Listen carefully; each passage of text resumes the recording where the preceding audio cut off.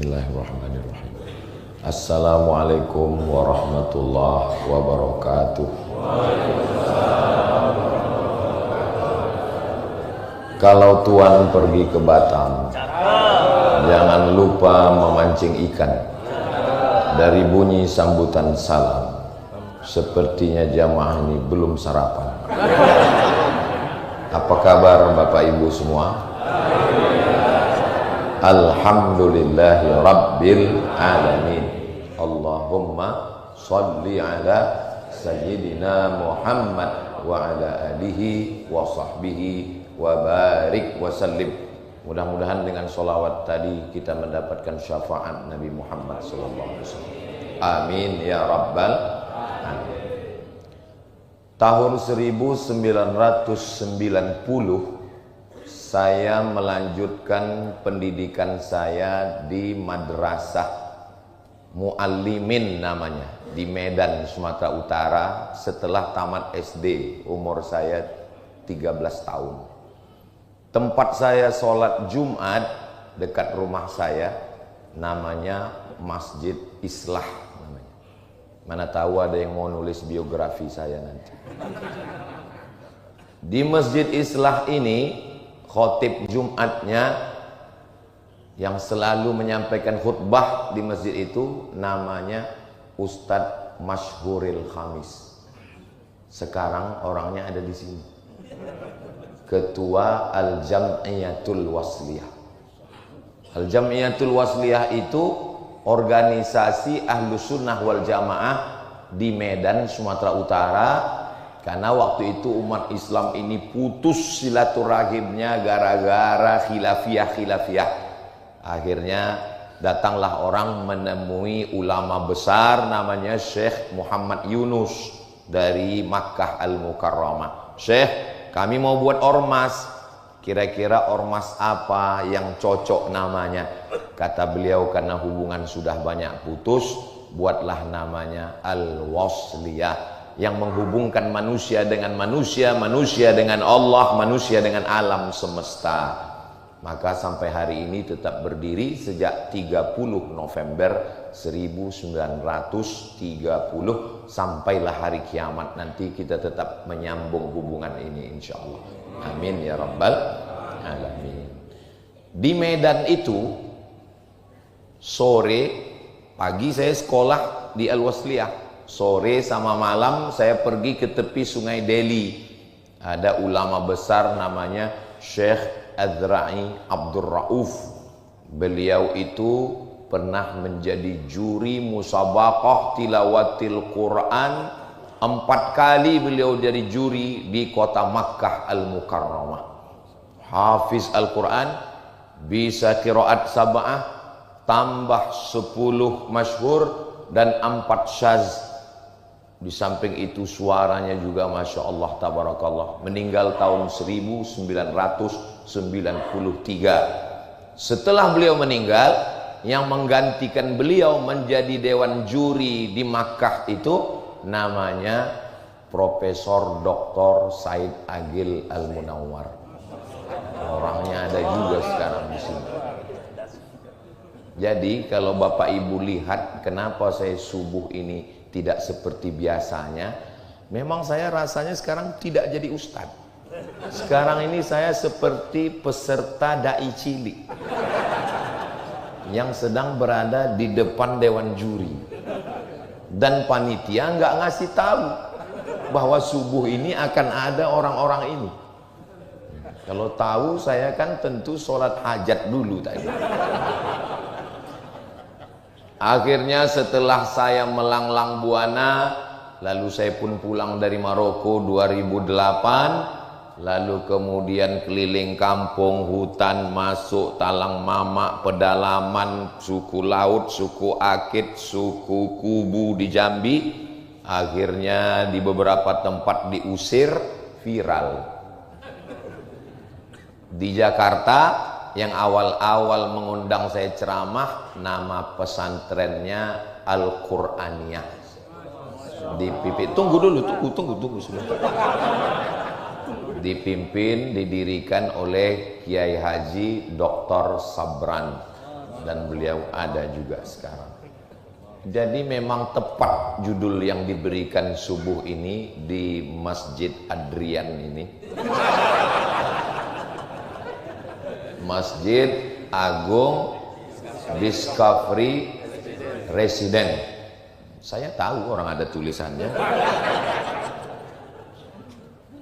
Judul yang diberikan adalah Masjid Pemersatu Umat dan Bangsa. Akhirnya subuh ini bersatulah. Biasanya kata orang menyatukan buaya itu mudah. Yang susah itu menyatukan pawang-pawang buaya. Kalau sudah pawang-pawangnya dikumpulkan, yang lain itu mudah. Bukan saya mengatakan bapak-bapak ini buaya, bukan. Bukan itu maksud saya. Saya mau mengatakan bahwa orang biasanya, siapa yang ceramah subuh nanti di masjid kita, Ustadz Anu, gak usah datang lah, ngapain datang. Subuh ini guru-guru saya ini malah mau datang kemari, padahal saya senangnya mereka nggak datang. Mereka mau menunjukkan ke kita semua, inilah yang namanya persatuan itu. Duduk di sini. Tadi saya mengamati, saya sengaja berdiri di samping. Begitu datang Profesor Dr. Said Agil Hussein Al-Munawwar, langsung semua minta beliau maju jadi imam. Beliau mendorong Kiai Sobron. Akhirnya saya lihat mereka dorong-dorong. Saya mau melihat gimana akhir cerita. Jangan kemana-mana, kita lanjutkan setelah yang satu ini. Ternyata yang menyelesaikan masalahnya mereka ikut pendapat ulama fikih.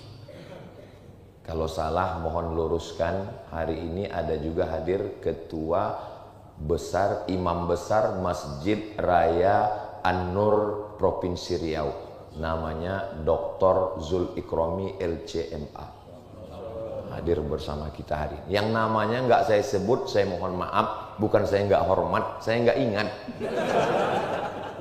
Hadirin hadirat, muslimin muslimat, mukminin mukminat yang belum kawin dan belum sunat, semua yang hadir ini insya Allah dimuliakan Allah Subhanahu wa ta'ala. Saya bilang muslimin muslimat, muslimatnya ada ini. Saya kan melihat. Ada juga di bawah. Masya Allah. Hai Besti. Jadi masjid ini yang mempersatukan kita adalah masjid. Maka amat sangat heran orang kok malah kelahi di masjid. Saya sholat dan ceramah di satu masjid. Kemudian saya tanya, dulu perasaan pertama kali yang bawa saya ke masjid ini Bapak Anu dulu. Iya Pak Ustadz, dia ketua masjid dulu. Loh sekarang kok dia nggak datang lagi? Iya dulu yang pertama bawa dia ke masjid ini Ustadz Somad. Terus pas pemilihan kemarin dia kalah. Sejak itu dia nggak ke masjid lagi. Masjid kok malah tidak mempersatukan? Ini yang salah masjidnya atau orangnya? Saya nggak ada ngomong begitu. Bapak Ibu yang menarik kesimpulan. Jadi masjid ini mempersatukan kita. Mau guru besar, mau habib, mau alim, mau faqih, bertemu bersatunya di masjid.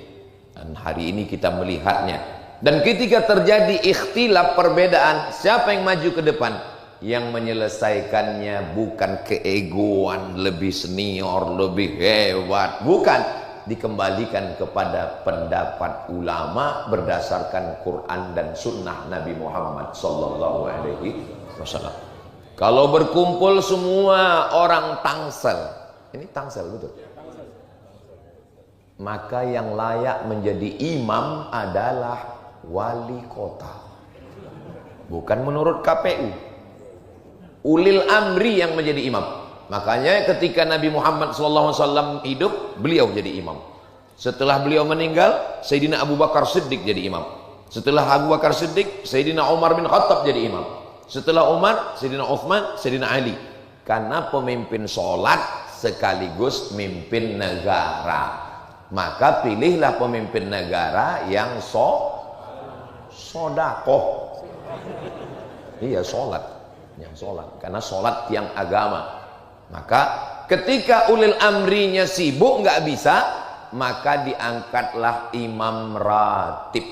Imam ratib adalah imam tetap yang diangkat. Makanya kalau di Malaysia itu ada sajadah dua, satu di depan, satu di belakang. Saya tanya, kenapa sajadahnya dua? Yang di depan imam ratib, yang di belakang imam cadangan. Karena yang berada di belakang imam itu adalah orang yang kalau kira-kira imam di depan itu na'udzubillah sakit, meninggal, pingsan, yang belakang itu bisa langsung menggantikan ke depan. Begitu semestinya. Tapi di masjid-masjid kita kebanyakan di depan imam ratib, di belakang pejabat. Bayangkan kalau imamnya meninggal, dia manggil staf.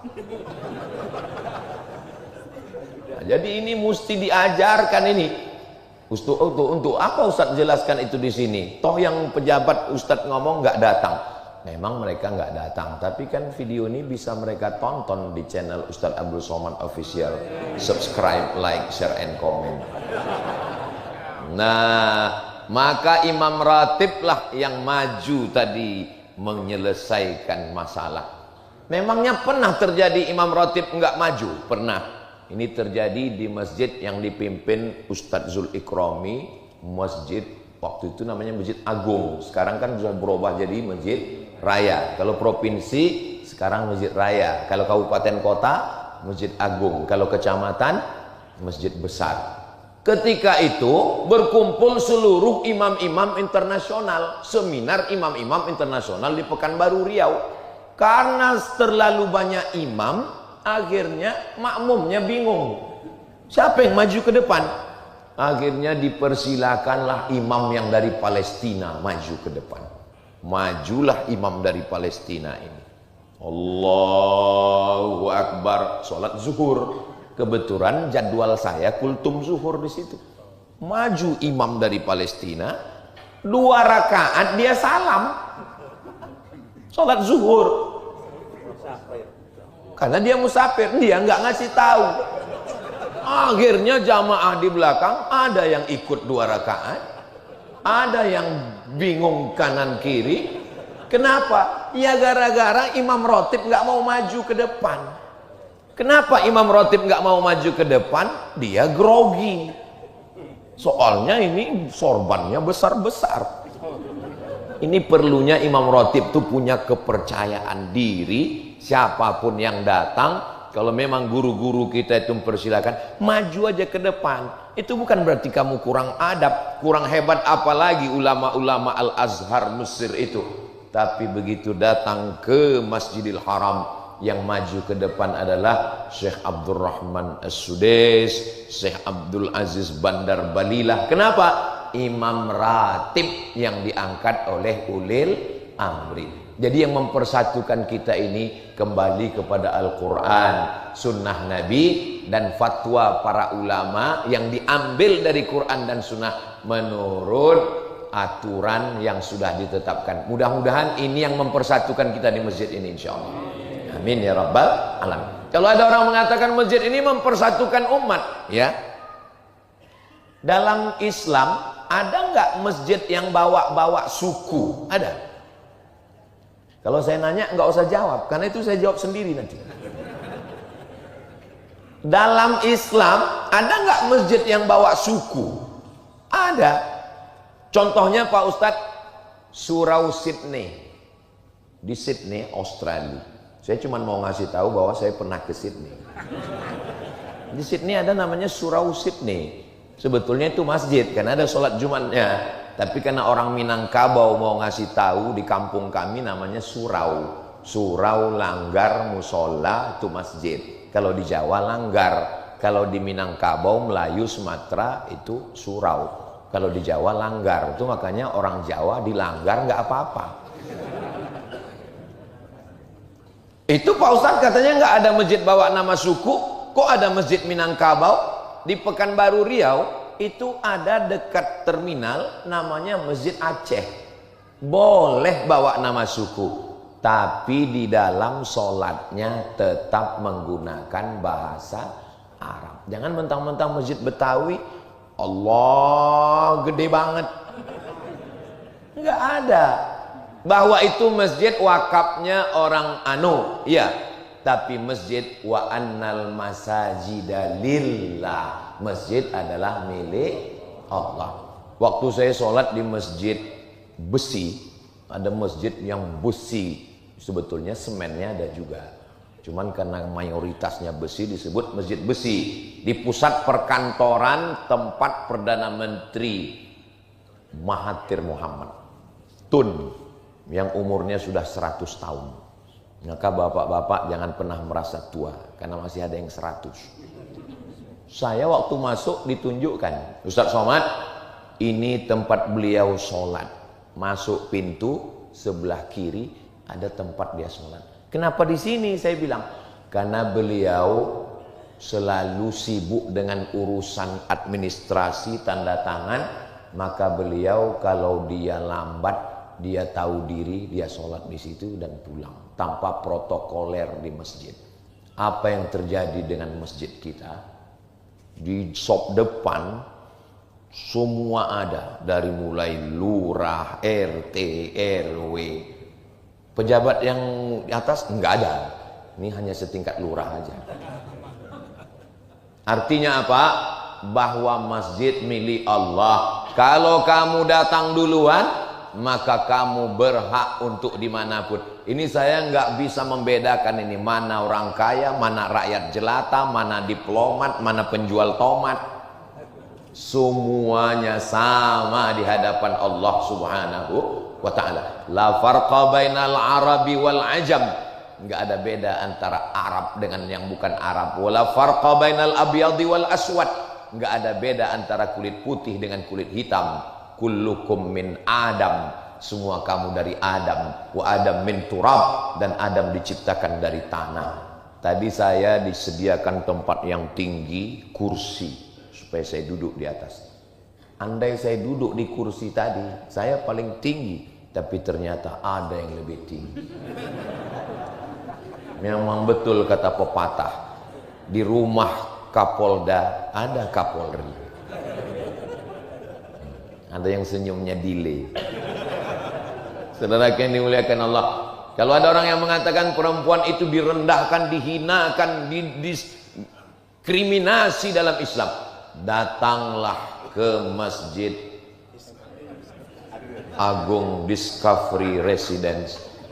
Saya begitu mau menuju nama masjid langsung melihat Mas Adrian.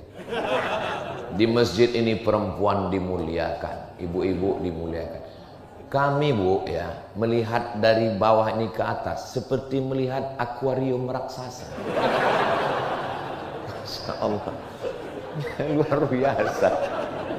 Mereka bisa juga balas begitu. Kami juga sedang melihat ikan hiu di bawah. Ya, mereka kan lihat dari kaca juga. Masya Allah, ada anak-anak kita semua. Bapak Ibu yang dimuliakan Allah Subhanahu wa ta'ala, akhirnya kita dipersatukan di sini. Masalah apapun sukunya, bangsanya, dari Sabang sampai Papua, ada yang kita bisa milih dan ada yang kita nggak bisa milih. Hidup ini ada yang bisa kita pilih. Subuh ini mau sholat di masjid atau sholat di rumah, itu bisa milih atau nggak bisa? Bisa. Saya bangun cepat, saya mau ke masjid, ya. Saya terlambat, saya di rumah. Itu kita bisa milih. Tapi ada yang hidup ini kita nggak bisa milih. Menjadi orang Melayu datang dari Pulau Sumatera, itu bisa milih atau enggak? Enggak bisa. Karena enggak ada malaikat bawa kertas multiple choice. Kau mau jadi orang apa? A Arab, B Batak, C Cina. Enggak ada. Makanya kita enggak boleh menghina orang karena sukunya. Karena suku bukan pilihan. Suku itu dipilihkan oleh Allah Subhanahu wa ta'ala. Tapi tentang masalah beribadah, bersikap, ini adalah pilihan. Sekarang banyak orang Yang nggak pilihan pun dia bilang pilihan. Sengaja malam begadang nggak tidur, akhirnya tidurnya jam 4. Kalau tidur jam 4 itu memang sengaja nggak mau sholat subuh. Udah tidur jam 4 otomatis bangunnya jam 8. Begitu ditanya, kenapa kamu nggak sholat subuh? Ini sudah ketetapan Allah. Ini dengan penuh kesadaran. Kamu punya pilihan loh untuk tidur atau enggak. Kenapa enggak kamu tunggu aja jam 4? Kan sebentar lagi azan subuh. Maka untuk ke masjid, untuk berbuat baik, masjid yang mempersatukan kita. Mungkin kalau ketemu di kantor payah, itu Pak Ustadz pejabat Pak Ustadz. Kalau mau ketemu dia itu mesti melewati 10 lantai Pak Ustadz. Kok bisa begitu? Ya memang kantor dia di lantai 10. Tapi kalau ketemu di masjid Pak Ustadz, Assalamualaikum warahmatullah, Assalamualaikum warahmatullah, bisa ketemu langsung. Assalamualaikum Pak. Oh katanya habis sholat nggak boleh salaman Pak Ustadz. Kata Imam Muhyiddin Abu Zakaria Yahya bin Syaraf An-Nawawi, meninggal tahun 676 Hijrah, kalau sebelum sholat tadi nggak ada salaman, selesai sholat baru salaman, itu sunnah. Karena memang dia belum salaman. Saya tadi sebelum sholat nggak ada salaman sama Habib. Selesai sholat baru saya salaman, itu sunnah. Tapi kalau sebelum sholat udah salaman, habis sholat salaman lagi, itu namanya mubah. Bisa diingat? Kalau sebelum sholat nggak salaman, selesai sholat salaman, namanya sunnah. Sebelum sholat udah salaman, habis sholat salaman lagi, namanya mubah. Yang nggak boleh itu sedang sholat salaman. Sehat Pak Kapolsek? Saya nggak boleh. Disinilah kita ketemu polisi, ketemu tentara. Coba kalau di kantor, polisi tentara di depan, pas di sini tentara di belakang. Babinsa, hai Pak Babinsa, Masya Allah Pak Babinsa, kami yang bukan TNI, kami yang bukan tentara ini bangga melihat kalian sholat di sini. Sehingga ibu-ibu bisa ngasih tahu ke anaknya, anakku lihat itu, mereka tentara aja sholat ke masjid. Papamu baru jadi security. Mohon maaf security, jangan tersinggung. Saya khawatir juga nanti disomasi sama Ustaz. Soalnya sekarang ngomong nih mesti hati-hati juga. Tolong admin sebelum di-upload di-edit dulu. Nanti pas saya ngomong tit, banyak tit-titnya nanti. Begitulah kita dipersatukan di sini. Mau aparatur negara, mau pejabat, semuanya sama di hadapan Allah Subhanahu wa taala. Makanya namanya masjid. Bahasa Arab itu selalu ada akar katanya 3 huruf. Masjid, sajadah. Masjid, alasnya karpet, sajadah. Masjid itu dari kata sajadah. Padahal kita lebih lama berdiri. Qiyam, qama, mestinya maqam. Tapi kenapa disebut masjid? Padahal sujudnya tidak lebih lama daripada berdirinya, lebih lama tegaknya daripada sujudnya. Tapi kenapa yang dipakai masjid? Karena ketika kita di masjid, semua kita menempelkan keningnya ke lantai. Bukan berarti mentang-mentang pejabat, orang kaya nggak mau ditempelkannya keningnya ke dinding. Begitulah kita diajarkan bahwa kita merendahkan diri ke hadapan Allah. Siapa orang yang paling dekat dengan Allah? Bukan orang yang masuk Ka'bah. Siapa orang paling dekat dengan Allah? Bukan orang yang berada di depan makam Rasulullah SAW. Orang yang paling dekat, aqrabu ma yakunul abdu min rabbih wa huwa sajid. Orang yang ketika sedang bersimpuh sujud, di sujud itu dia katakan subhana rabbiyal a'la wa bihamdi. Aku kotor, yang suci hanya engkau. Subhana, aku diciptakan, aku bukan pencipta. Rabbiya al-a'la, yang tinggi hanya engkau. Aku bukan apa-apa dan bukan siapa-siapa. Makanya kalau ada orang sholat tapi sombongnya minta ampun, dia belum memahami hakikat sholat. Tapi jangan dibalik. Sekarang banyak jamaah ini dibalik. Pas dia ditanya, kamu nggak sholat? Yang penting kita rendah hati, Pak Ustaz. Kurang rendah hati apalagi Nabi Muhammad sallallahu alaihi wasallam, tapi beliau tetap sholat. Nah, ini jangan sampai kita salah memahami ini. Masjid bukan hanya tempat bertemunya umat, masjid tempat bertemunya peradaban. Ini apa namanya ini? Ini namanya, saya jawab sendiri, Kubah ini namanya. Apakah Masjid Nabawi itu ada kubahnya? Enggak ada. Masjid Nabawi itu tiangnya batang korma, atapnya pelepah korma. Enggak ada bangunan melengkung di atas. Jika tidak ada zaman Nabi berarti bid'ah. Berarti kubah bid'ah ini. Enggak ada zaman Nabi. Dari mana datang arsitektur bangunan melengkung ini? Bangunan atap melengkung diciptakan oleh Kaisar Bizanti yang punya kerajaan namanya Bizantium. Mana contoh bangunan Bizantium yang masih ada tegak berdiri sekarang? Itulah dia bangunan terbesar di Konstantinopel yang dibangun oleh Kaisar Konstantin. Lalu kemudian datang Muhammad Al-Fatih, dirobahnya kota itu menjadi kota Islam, bahasa Turkinya Istanbul. Dan bangunannya insya Allah panjang umur, nanti kita umroh bersama Ustaz Abdul Somad, mampir di Istanbul insya Allah, ongkos tanggung masing-masing. Nanti kita sampai di bangunan Konstantinopel itu, kita akan melihat bagaimana batu-batu disusun melengkung, karena susunannya batunya besar di atas kecil di bawah sehingga dia nggak jatuh, sehingga itulah arsitektur bangunan dengan atap melengkung. Apa manfaatnya dengan atap melengkung? Karena dengan atap melengkung otomatis nggak ada tiang di tengah. Karena nggak ada tiang di tengah, maka sopnya tidak putus. Kira-kira baik atau nggak baik? Baik. Kalau baik boleh diambil? Boleh. Namanya bid'ah yang baik, bid'ah hasanah. Ini Ustaz Somad ini buat-buat, bukan saya yang ngomong begitu.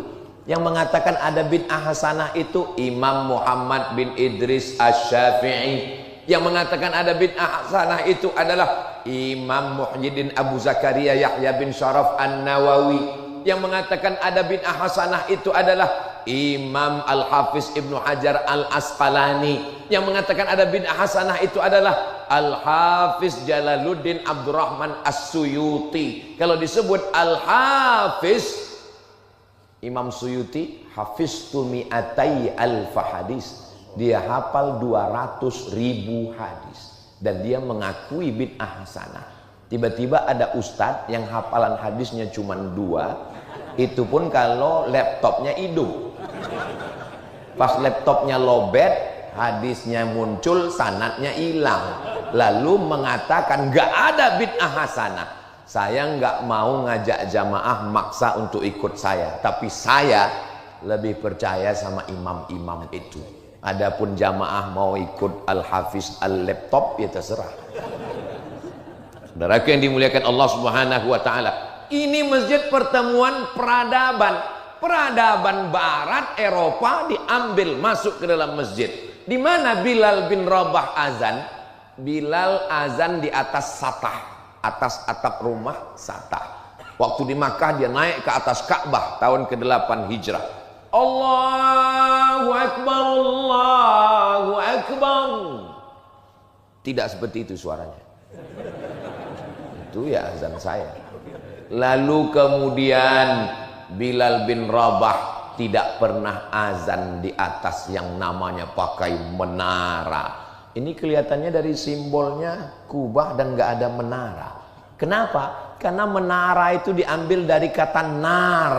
Nar artinya api. Menara tempat api. Jadi kita kalau naik kapal layar di tengah laut malam, kita nggak tahu mana lautan, mana daratan. Dari mana kita tahu bahwa di depan kita ada darat? Supaya kita bisa mengarahkan perahu layar nggak nabrak. Kita melihat ada nar, ada api menyala abangku. Tempat api itu namanya manarah. Manarah kita menyebutnya mercusuar. menara. Lalu kemudian umat Islam sampai dari kota Makkah mereka ke Madinah, dari Madinah mereka nyebrang Laut Merah, dari laut mereka sampai ke kota namanya Fustat, dari Fustat mereka jalan darat 200 km, bisa juga lewat jalan laut, Laut Putih, mereka menemukan satu pantai namanya Alexandria yang didirikan oleh seorang kaisar bernama Alexander the Great.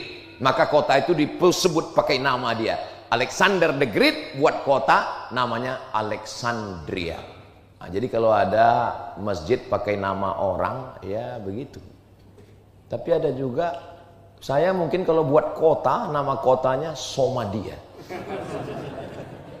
Ketika mereka sampai ke Alexandria, bahasa Arabnya Al-Iskandaria.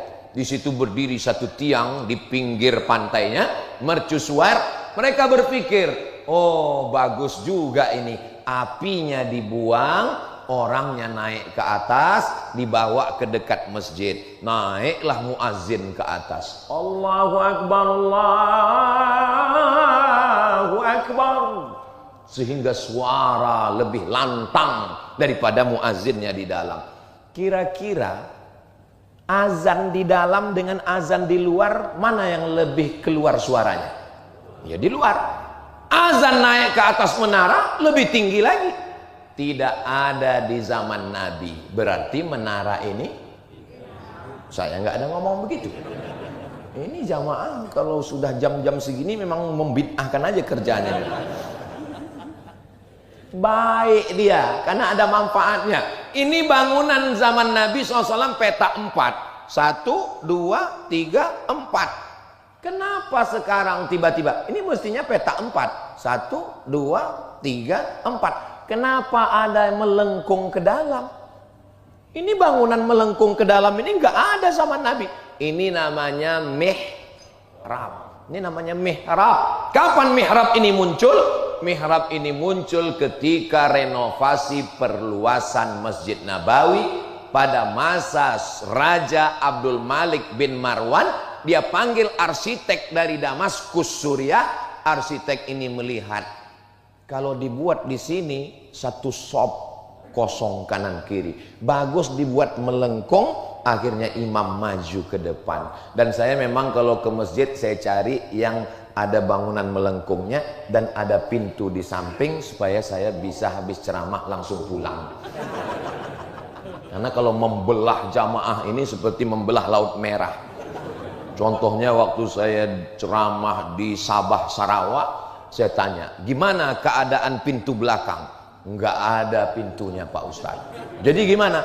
Kita dari depan. Waduh, saya pun membaca doa Nabi Musa, Rabbi shrah li sadri, lalu masuk ke dalam. Itulah videonya yang peci saya ditarik, bisa dilihat di channel-channel YouTube. Saudaraku yang dimuliakan Allah Subhanahu wa taala, bertemunya peradaban menara dari Mesir, Bizantium, Kuba, Damaskus, bertemunya di dalam masjid. Dan nggak ada tuh orang Islam mengatakan ini dari kafir. Ini bukan orang Islam yang buat. Ini yang buat orang Barat. Ini orang Barat. Dari mana Ustaz tahu ini yang buat orang Barat? Coba lihat tulisannya. Ini on off. Ini menunjukkan bukan orang Islam. Kalau orang Islam yang buat pasti tulisannya al hayah wal maut.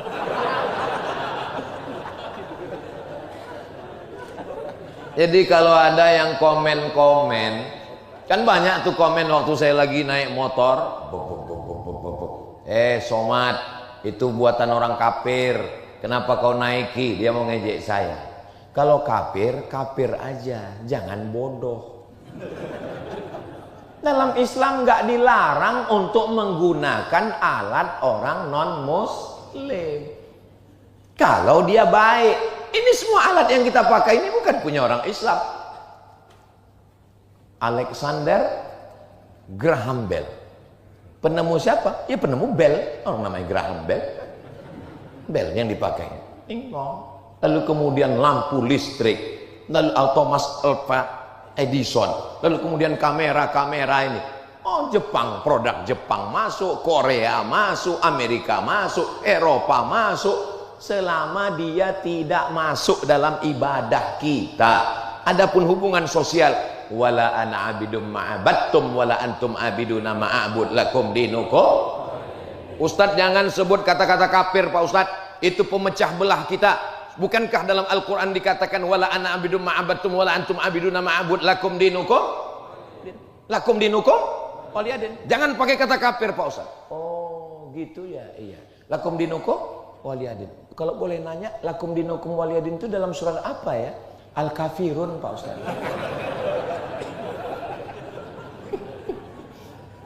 Saudaraku yang dimuliakan Allah Subhanahu wa taala, kita ini yang mempersatukan kita ketika kita kembali ke dalam masjid, insya Allah. Enggak ada dalam bacaan sholat itu janganlah kau mencuri, enggak ada. Janganlah kau berzina, enggak ada. Dalam ayat ada, tapi dalam bacaan standar enggak ada. Yang disuruh dalam bacaan itu apa? Allahu Akbar. Karena yang membuat kita terpecah itu adalah merasa diri lebih besar, merasa diri lebih hebat, merasa diri lebih. Maka kita hilangkan kelebihan kita. 2 kali kita katakan Allahu Akbar. Sekali lagi Allahu Akbar kabira. Waktu intiqal Allahu Akbar. Bangkit sami Allahu liman hamidah. Sujud Allahu Akbar. Duduk antara dua sujud Allahu Akbar. Sujud lagi Allahu Akbar. Duduk lagi Allahu Akbar. Apa maknanya? Kau bukan apa-apa dan kau bukan siapa-siapa. Jadi ibu-ibu, kakak-kakak yang selalu diejek orang, kau kok besar kali badan kau, kata dia. Katakan sama dia Allahu Akbar. Allah Maha Besar. Begitu juga kalau bapak nanti istrinya curhat, mama dietnya gagal pak, mama masih besar. Allahu Akbar ma. Yang besar itu hanya Allah Subhanahu wa ta'ala. Kadang hidup ini nggak sulit sebenarnya. Yang sulit itu adalah mendengarkan komentar orang. Betul bu? Betul. Setelah kita hilangkan keegoan, kesombongan, kebesaran kita, walhamdulillahi katsira. Segala puja-puji hanya milik Allah. Kenapa orang bisa kena penyakit post power syndrome? Dipuji-puji, dimuliakan. Ketika tidak lagi dipuji, dulu disambut tala'al badru alaina. Itu sambutan untuk Nabi Muhammad SAW. Tala'al badru, Nabi Muhammad itu seperti bulan purnama yang putih. Nabi di atas mimbar mengangkat tangannya, turun lengan bajunya. Sahabat yang di bawah mengatakan, kami melihat bayadha ibtayhi, putih ketiak Nabi SAW. Banyak orang sekarang putih ketiaknya hitam. Nabi waktu terangkat tangan putih, itu maka disebut tala'al badru alaina. Maka saya kalau sudah datang disambut sama jamaah, tala'al badru, saya dalam hati, ya Allah, orang si hitam ini tala'al badru alaina. Tapi begitulah rupanya mereka memuliakan. Kamu memang bukan Nabi, wahai Abdul Somad. Kalau ada yang ngaku-ngaku Nabi zaman sekarang dengan bawa-bawa ayat, saya ini Nabi yang ke-26. Loh, la Nabi ya ba'dah, gak ada Nabi setelah Nabi Muhammad. Ada, ini ayatnya. Ya'ti mim ba'dismuhu Ahmad. Kebetulan nama dia Ahmad, Ahmad Musadek. Ngaku Nabi ke-26. Ini orang begini nih harus didebat. Kebetulan polisi yang nangkap ini cerdas. Dia tanya, kenapa kamu ngaku Nabi? Ya karena ada nama saya Ahmad. Yang datang 25 itu Muhammad sallallahu alaihi wasallam. Oh, jadi kalau ada namanya dalam Quran berarti dia Nabi. Iya. Kata Pak polisi yang nangkap, saya Nabi yang ke-26. Saya yang ke-27. Nama Bapak siapa? Nasrullah. Iza jaa nasrullah. Diputar balik logika berpikirnya itu. Jangan asal tangkap aja. Pakai. Oh iya. Terus kata yang satu lagi, Kalau begitu, Ustadz Somad itu Nabi yang ke-29. Kenapa? Nama dia juga sering disebut. Qul huwallahu ahad.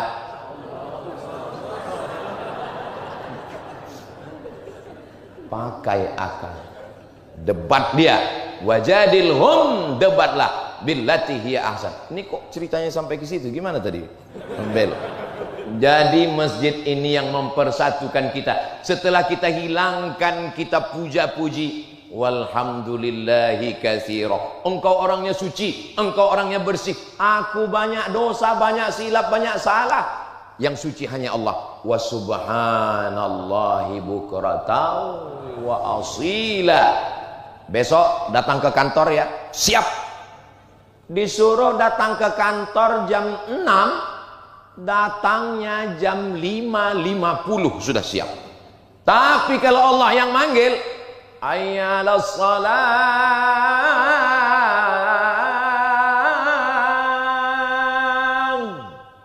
azan zuhur jam 12, ada orang yang wudhu zuhur jam 3. Wudhu zuhur jam 3. Masuk ke masjid, wudhu, sholat. Sampai penjaga masjid nanya, mohon maaf ya Pak, azan asar belum? Kata dia, ini zuhur. Ketika sholat itu apa dia katakan? Allahu Akbar. Kalaulah malaikat itu tidak ditahan Allah, sudah dibenamkan ya kau ke langit, ke bumi yang ke-7. Sholat zuhur jam 3, Allahu Akbar kau bilang. Yang maha besar itu Allah, maka tunjukkanlah. Makanya kalau orang datang ke masjid on time, orang yang delay, orang yang terlambat, tapi kita ke masjid semuanya menjadi on time, tepat waktu. Apalagi Masjid Agung Discovery Resident, karena di dinding ada jamnya. Di mana tadi ada jamnya? Ada jam kan di atas. Gimana ceritanya asal muasal ada jam waktu? Tadi saya baca 4 menit lagi iqamat. Ini gara-gara masjid kelahi. Kenapa? Karena yang datang lambat terus. Muazin sudah mau qomat. Jangan. Yang lambat RT, RW, yang wakaf. Jadi yang mau iqamatnya jadi segan. Bahkan satu hari semua sudah datang, iqamat belum juga. Rupanya di masjid itu perintah iqamatnya datang dari yang di balik tirai di belakang. Qomat, qomat. Ada yang lebih berkuasa di belakang. Maka win-win solution untuk supaya nggak berkonflik di masjid, kita nggak ikut manusia lagi, akhirnya kita ikut alat. Memang manusia ini kalau diatur manusia, tapi kalau diatur lampu mau. Contohnya mana? Traffic light, lampu merah. Nah, saya pun begitu juga. Saya mengatur diri saya sendiri. Kadang banyak orang kalau udah pegang mikrofon lupa berhenti. Saya jamaah sudah tahu semua bahwa saya tausiah itu 60 menit sesuai dengan botol air minum 600 ml. Kecuali di Masjid Agung Discovery Resident, botolnya disediakan 300 ml. Oh, Ustadz mengada-ngada, saya nggak percaya Pak Ustadz. 300 ml. Saudaraku yang dimuliakan Allah Subhanahu wa taala. Jadi kalau menurut kode etik ini ceramah saya ini sudah melampau batas. Saudaraku yang dimuliakan Allah Subhanahu wa taala, ketika di masjid kita semua menyerahkan kepada Allah. Inna salati wa nusuki wa mahyaya wa mamati lillahi rabbil alamin. Saya Pak Ustadz nggak percaya kalau Nabi itu bacanya bismillahnya jahar. Oh, nggak bisa begitu. Memangnya kamu hidup zaman Nabi? Ini ulama sudah berijtihad menurut pendapatnya masing-masing. Mazhab yang paling tua Abu Hanifah, Hanafi. Nomor 2 Malik bin Anas, Maliki. Nomor 3 Muhammad bin Idris, Imam Syafi'i. Nomor 4 Ahmad bin Hambal, Imam Hambali. Yang pertama Hanafi. Hanafi sama dengan Hambali. Hanafi, Hambali. Kok jadi metal? Yang paling tua dengan yang paling kecil, bismillahnya sir. Bismillahirrahmanirrahim. Alhamdulillahi rabbil alamin. Ar-Rahmanir Rahim. Yang nomor 2 Maliki, enggak pakai bismillah sama sekali. Alhamdulillahi rabbil alamin. Yang ketiga Syafi'i, jahar. Bismillahirrahmanirrahim. Alhamdulillahi rabbil alamin. Masjid Agung Discovery Resident ikut mazhab mana? Cerdas. Imam kita tadi bismillahnya jahat. Bismillahirrahmanirrahim. Rakaat kedua, Sami'allahu liman hamidah. Itu pendek. Karena pernah juga saya lewat di masjid, saya dengar, saya lambat, saya dengar. Saya musafir, saya dengar dari toa. Sami'allahu liman hamidah. Rupanya nama istrinya Hamidah. Dia mau suruh cepat siapkan makan. Enggak ada itu. Tanya sama Habib kalau enggak percaya sama saya. Sami'allahu liman hamidah. Imam angkat tangan. Allahumma hdina fiman hadait. Mazhab Hanafi dengan mazhab Hambali tidak ada kunut subuh. Mazhab Maliki kunutnya sebelum rukuk. Qul huwallahu ahadun illahus samad lam yalid wa lam yulad wa lam yakul lahu kufuwan ahad. Baca kunut. Kunutnya enggak bunyi. Kunut silent. Mazhab Syafi'i kunutnya setelah rukuk waktu i'tidal. Yang diaminkan yang 5. Allahumma hdina fiman hadait wa afina fiman afait wa tawallana fiman tawallait wa barik lana fima a'tait wa qina bi rahmatika syarra ma qadait. Yang 5 ini doa, maka diaminkan. Sedangkan makmum mengaminkan. Adapun yang 5 lagi makmum ikut baca. Fa innaka taqdi wa la yaqdu 'alaik wa innahu la yadhillu man walait wa la ya'izzu man adait tabarakta rabbana wa ta'ala falakal hamdu 'ala ma qadait nastaghfiruka wa nat. Kalau enggak hafal Pak Ustaz ya diam aja. Yang enggak enak lah Pak Ustaz, nanti ketahuan. Ya gerak-gerakkan aja. Kunut itu artinya doa, tapi jangan bahasa Indonesia. Karena kalau sholat keluar bahasa yang bukan bahasa Arab, batal sholatnya. Saya kan mazhabnya Hambali Pak Ustadz. Ya, guru saya alumni dari mazhab Hambali. Oke, bagaimana kalau imamnya mazhab Syafi'i? Datang orang menemui Imam Ahmad bin Hambal. Wahai Imam Ahmad bin Hambal, ya, saya mazhabnya ikut Imam Ahmad bin Hambal. Bagus. Bagaimana kalau imam saya subuh Imam Syafi'i? Kata Imam Ahmad bin Hambal, angkat tanganmu dan ucapkan amin. Ini sekarang banyak makmum ini nggak mau ikut imam. Imamnya angkat tangan, Allahumma hdina fiman hadait, amin. Mestinya dia amin, ini enggak. Allahumma hdina fiman hadait, enggak mau. Imam Ahmad bin Hambal sendiri, imam mazhabnya ngatakan, angkat tanganmu dan katakan amin. Iya Pak Ustadz, tapi kata guru kami kunut subuh itu bid'ah Pak Ustadz. Imam Ahmad bin Hambal meninggalnya tahun 241, makamnya di Baghdad, Irak. Imam Syafi'i meninggal tahun 204, makamnya di Fustat, Kairo, Mesir. Imam Ahmad bin Hambal belajar fikih, hadis, tafsir kepada Imam Syafi'i. Apakah mungkin Imam Ahmad bin Hambal mengatakan Imam Syafi'i itu pelaku bid'ah? Gurunya sendiri bro. Dalam manaqib biografi Imam Syafi'i, apa komentar Imam Hambali? Da'autu lisyafi'i fi salati arba'ina sanah. Saya mendoakan guru saya Imam Syafi'i 40 tahun.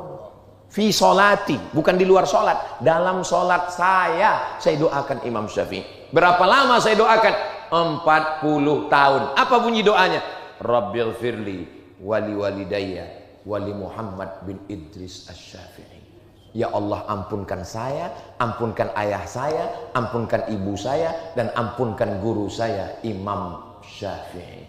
Nggak mungkin Imam Hambali membid'ahkan Imam Syafi'i. Yang baru belajar mazhab Hambali cuman S1, itu pun 16 kali tatap muka, potong pertemuan pertama dan mid semester serta ujian akhir semester, itu pun cuman presentasi, berani membid'ahkan. Saya pokoknya nggak mau ikut kunut subuh. Kenapa? Kemarin waktu saya umroh, saya sholat di Masjid Nabawi 4 kali subuh, nggak ada kunutnya. Baru sholat 4 kali.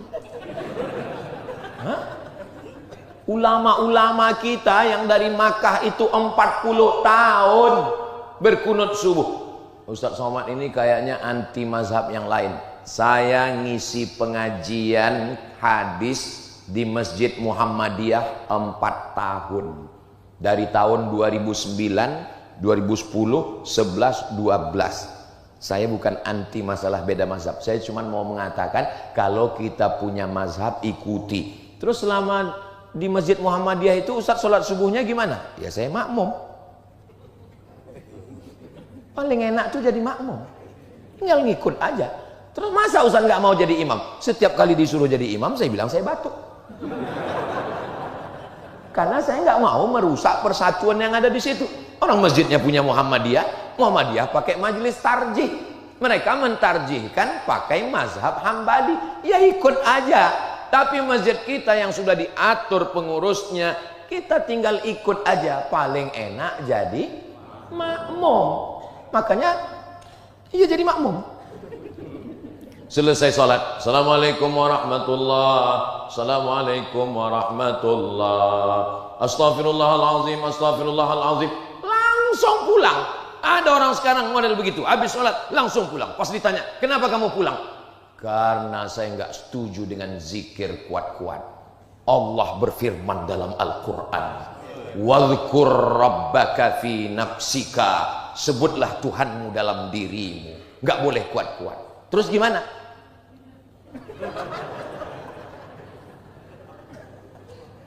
Ulama Saudi Arabia namanya Syekh Ibnu Utsaimin pernah ditanya, buka dalam kitab, lupa pula namanya, Syekh Ibnu Utsaimin, ya, zikir setelah sholat itu jahar atau sir? Al-jahru bidzikri ba'da inqidha'is shalah sunnah. Zikir jahar setelah sholat adalah sunnah. Mana dalilnya Syekh? Hadis dari Abdullah bin Abbas. Abdullah bin Abbas di luar masjid, dia mendengar suara al-jahru bidzikri. Nabi dan sahabat zikir dalam masjid yang suaranya terdengar sampai keluar masjid. Padahal waktu itu belum ada mikrofon. Kira-kira sebesar apa suara Nabi dengan sahabat di masjid waktu itu? Oke, kita hilangkan dulu bid'ah ini. Allahu Akbar, Allahu Akbar, Allahu Akbar, Allahu Akbar. Kedengaran yang di luar? Begitulah kuatnya zikir mereka waktu itu, sampai suara Nabi terdengar dari dalam Masjid Nabawi. Abdullah bin Abbas mendengarnya di luar. Al-jahru bidzikri. Tapi jangan gara-gara ini, kalau jahar ya jahar biasa aja. Subhanallah, subhanallah, subhanallah. Jangan karena tahu beda mazhab, kebetulan kawan di sebelah nggak suka yang jahar, langsung diarahkan ke dia. Subhanallah. Itu namanya cari kelahi namanya. Tapi ayatnya jelas. Saya nggak mau terima hadis. Ayatnya jelas. Wazkur rabbaka fi nafsika. Sebutlah Tuhanmu dalam dirimu. Kan jelas di dalam Pak Ustadz. Berarti suaranya nggak keluar. Makanya jangan baca Quran, baca terjemah. Pahami sendiri, nyasarnya rame-rame. Itu ayat turunnya di Makkah. Di Makkah nggak boleh zikir kuat-kuat, takut ditangkap Abu Jahal dan Abu Lahab. Tapi di Masjid Agung Discovery Residen, apakah ada Abu Jahal di luar? Mana berani Abu Jahal kemari? Datanglah kemari biar ditendang sama Pak Babinsa. Saudaraku yang dimuliakan Allah. Jawaban yang kedua, zikir jahar itu baca ayat sebelumnya. Wa idza quri'al Qur'an, kalau ada orang baca Quran, fastami'u lahu, dengar baik-baik. Wa ansitu, diam. La'allakum turhamun. Ada orang baca Quran. Berikut ini sebelum Ustaz Abdul Somad menyampaikan tausiah, marilah kita dengarkan pembacaan ayat suci Al-Quran yang akan disampaikan oleh santri dari pesantren Al-Quraniyah, pemenang musabaqah tilawatil Quran internasional. Dia pun ngaji. A'udzubillahi minasyaitonirrajim. Bismillahirrahmanirrahim. Tiba-tiba ada bapak-bapak satu di samping. La ilaha illallah. Enggak boleh, karena ada orang baca. Yang ketiga, zikir jahar, zikir sir itu, wazkur rabbaka, sebutlah Tuhanmu, fi nafsika, dalam dirimu, itu untuk Nabi Muhammad sallallahu alaihi wasallam. Kenapa Nabi disuruh zikirnya sir di dalam? Karena dia sudah selamat dari godaan bisikan setan. Sedangkan kita masih kesetanan. Maka untuk ngusir setan, kata Syekh Abdul Wahab Asy-Sya'rani, ngusir setan itu zikirnya mesti jahar, bergetar dari ujung rambut sampai ke ujung kaki. Afdhalu dzikri fa'lam annahu la ilaha illallah. Begitu. Makanya ketika azan dikumandangkan, itu setan-setan lari. Wa 'alaiha duratun. Durat artinya kentut yang berbunyi. Kalau nggak bunyi, fusaun. Hebatnya bahasa Arab. Bunyi nggak bunyi aja ada bedanya. Tapi saya sudah cari-cari, nggak ada bahasa Arab membedakan kentut yang bau dengan nggak bau. Orang yang sedang azan, Allahu Akbar, Allahu Akbar, itu langsung setan lari.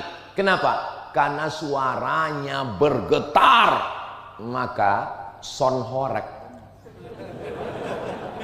itu mestinya seluruh pengurus masjid bekerja sama dengan sonhorek. Dipakailah untuk azan itu.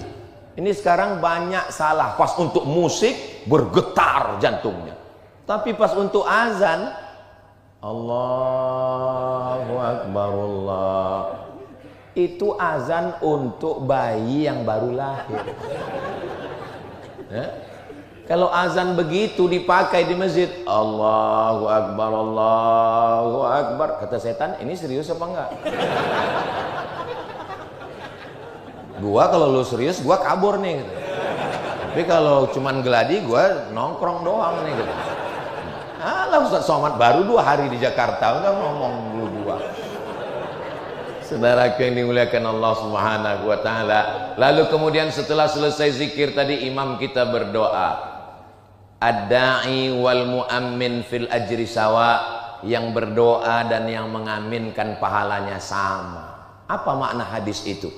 Nabi mengatakan ad-da'i, yang berdoa, wal mu'ammin, dan yang mengaminkan pahalanya sama. Pertanyaannya, adakah doa bersama?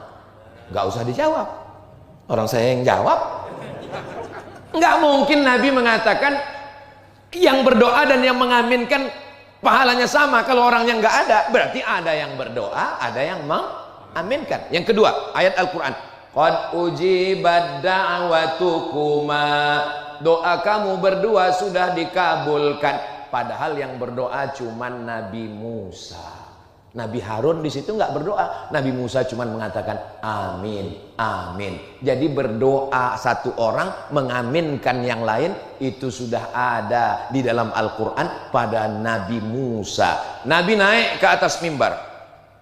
Mimbar Nabi itu 3 lantai. 1, 2, 3. Nabi naik ke atas. Amin. Nabi naik. Amin. Nabi naik lagi. Amin. Inilah mimbar yang sunnah. Yang ini bid'ah. 3 lantai. Nabi naik kan, amin, amin, amin. Sahabat nanya, kenapa engkau mengatakan amin 3 kali? Malaikat Jibril berdoa dan saya mengaminkan. Apa kata Jibril? Bu'dan liman adraka Ramadan falam yughfarlah. Celaka orang yang ketemu bulan Ramadan tapi dosanya tidak diampunkan. Amin. Bu'dan liman dzukirta wa lam yusalli 'alaika. Celaka orang yang namamu disebut tapi dia tidak bersolawat kepadamu. Shallu 'alan Nabi Muhammad. Allahumma shalli wa sallim wa barik alaihi. Bu'dan liman adraka walidahul kibara ahaduhuma aw kilahuma falam yudkhilahul jannah. Celakalah orang yang ketemu dengan kedua orang tuanya, bapaknya, ibunya atau salah satunya, tidak menyebabkan dia masuk surga karena tidak berbakti kepada keduanya. Amin. Adakah doa bersama? Ada. Bahkan doa bersama itu diaminkan oleh para malaikat. Makanya yang nggak hafal doa, malas berdoa, tinggal ngaminkan aja. Amin. Apa susahnya? Amin. Kamu kenapa tadi habis sholat langsung pulang? Soalnya doa saya sama doa imam lain, Pak Ustadz. Loh, lain gimana? Imamnya minta hujan, terus saya jual es krim, Pak Ustadz. Yang dia minta hujan itu maksudnya turunkan rahmat. Itu maksudnya hujan, itu dia doa. Kamu kenapa nggak ikut doa sama imam? Doa yang lama aja belum makbul, Pak Ustadz. Emangnya kita tahu sholat kita tadi diterima Allah? Enggak. Lalu kenapa kita tetap sholat? Karena kita berhusnuzon kepada Allah. Mudah-mudahan Allah menerima semuanya, insya Allah. Doa. Dan yang baca doa pun ikut seperti doa imam kita. Ini kadang yang baca doa, saya kalau jadi imam baca doa itu cuman 10 aja. Allahumma inna nas'aluka salamatan fid din wa afiatan fil jasad wa ziyadatan fil ilmi wa barakatan fil rizqi wa taubatan qablal maut wa rahmatan indal maut wa maghfiratan ba'dal maut. Allahumma hawwin alaina fi sakaratil wan najata minan nar wal afwa indal hisab. Cukup. Tutup dengan doa untuk orang tua, Rabbi firli wali walidayya. Tutup doa untuk anak, Rabbi habli minas solihin. Tutup dunia akhirat, Rabbana atina fid dunya hasanah. Tutup untuk supaya terbuka baca Al-Fatihah. Selesai. Saya pernah acara diundang wali kota yang doa setengah jam. Pertama tangan jamaah ke atas semua, mulai 5 menit langsung turun ke bawah. Orang kalau berdoa tangannya di paha, itu artinya terserah oleh Allah mau ngasih enggak. Nabi itu berdoa tangannya naik ke atas. Bahkan ketika untuk yang doa minta hujan, aghithna aghithna aghithna, turunkan hujan, Nabi naik sampai ke hadapan wajah. Tangan itu cara yang pertama, telapak tangan ke atas. Cara yang kedua, telapak tangan ngadap ke wajah. Cara yang ketiga, untuk istisqa tangan diangkat sampai tinggi. Cara yang keempat, telapak tangan yang ngadap ke tanah, punggungnya ke atas untuk tolak bala. Allahumma dafa'annal ghala wal waba wal fahsya wal riba wal zina wal munkar. Jangan nanti karena kita nggak tahu kita salahkan orang. Pas khotib Jumat berdoa, Allahumma dafa'annal ghala wal waba wal fahsya. Ada makmum yang ke bawah gini, wah kayaknya ISIS. Tapi insya Allah kalau kita ngaji, alhamdulillah. Mohon maaf ya, dari tadi Ustadz Somad kok ngelihat ibu-ibu ke atas. Saya ngelihat jam, Bu. Saya tadi mulainya berdiri itu jam 4.59 dan sekarang sudah jam 6. Berarti ini sudah melanggar kode etik. Di mana-mana Ustadz Somad itu ceramahnya kan 60 menit, tapi di sini 61 menit. Itulah yang dapat saya sampaikan. Terima kasih segala perhatian, mohon maaf segala kekhilafan. Puncak dari tausiah bukan pengajian. Puncak dari ngaji adalah doa. Mari aminkan doa. Kita berharap dengan lisan penghafal Quran, ahli fikih, ahli hadis, dan beliau zuriat keturunan Rasulullah SAW, mengalir darah Nabi dalam tubuhnya. Mudah-mudahan kecintaan kita kepada beliau membuat kita nanti dicintai oleh Nabi Muhammad SAW. Selama 1 jam menyampaikan tausiah ini, kata-kata saya menyinggung perasaan di hati Bapak Ibu, maukah memaafkan saya? Saya tutup dengan pantun penutup. Menangkap puyuh di Bukit Selasih. Thank you dan terima kasih pada guru kami Sayyidi Al-Habib Profesor Dr. Sayyid Aqil Ibn Husain Al-Munawwar. Mohon berkenan memanjatkan doa untuk kita semua insyaallah. Sini, Syekh.